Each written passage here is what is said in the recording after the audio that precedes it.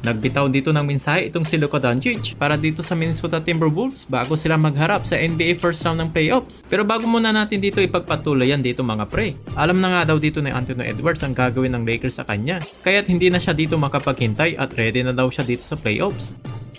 Super locked in.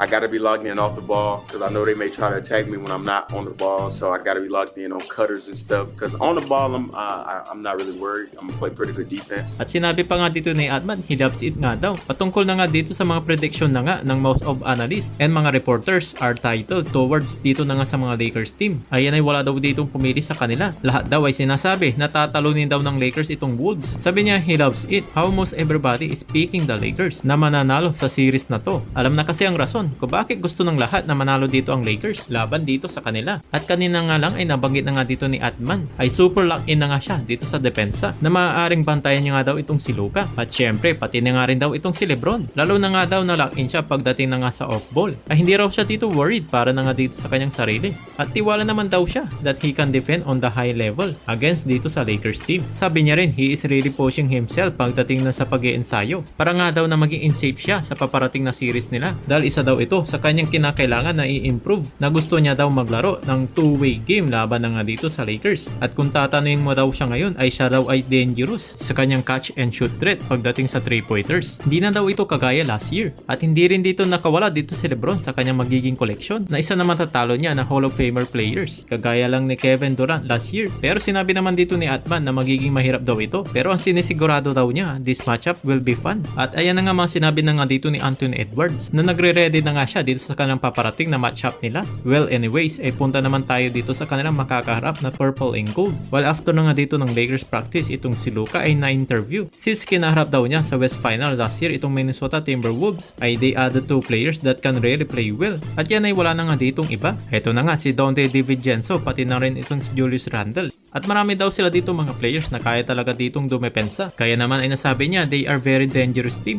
Pero matapos naman yan ay nabanggit naman dito ni Doncic sa kanyang interview. Ang kanila ditong chemistry nga daw with LeBron James at Austin Reeves ay talaga naman daw na nag-improve na since nung unang game nga daw nila together. Mukhang magandang balita nga ito dahil makakatulong na talaga ito on the court. At sinabi pa nga dito ni Luka na parang may pagbabanta. Kagaya lang dito na sinabi ni Anthony Edwards, he like also na big games nga daw. At ang NBA playoffs para kay Luka Doncic ay tinatawag niyang fun time. At lahat daw dito ng mga players ay playing 100%. Kaya naman ay masaya itong si Luka Doncic kapag ganito ang atmosphere ng isang laban. Ay gustong gusto niya talaga yung mga ganito. At ang panghuling sinabi na nga dito ni Luka Doncic, itong Lakers team na ngayon ay isang great team. At ang mga player daw nila is willing to go to war and everyone is staying together. At ang isa pa na nga papansin na nga dito ni Doncic ay maganda ang kanilang team chemistry. At hindi na nga dito napigilan ni Luka na sabihin itong bagay na to na they can win a championship this year. At ayan na nga ang very confident na payag na nga dito ni Luka na coming into game 1 na bago nila dito kaharapin ang Minnesota Timberwolves.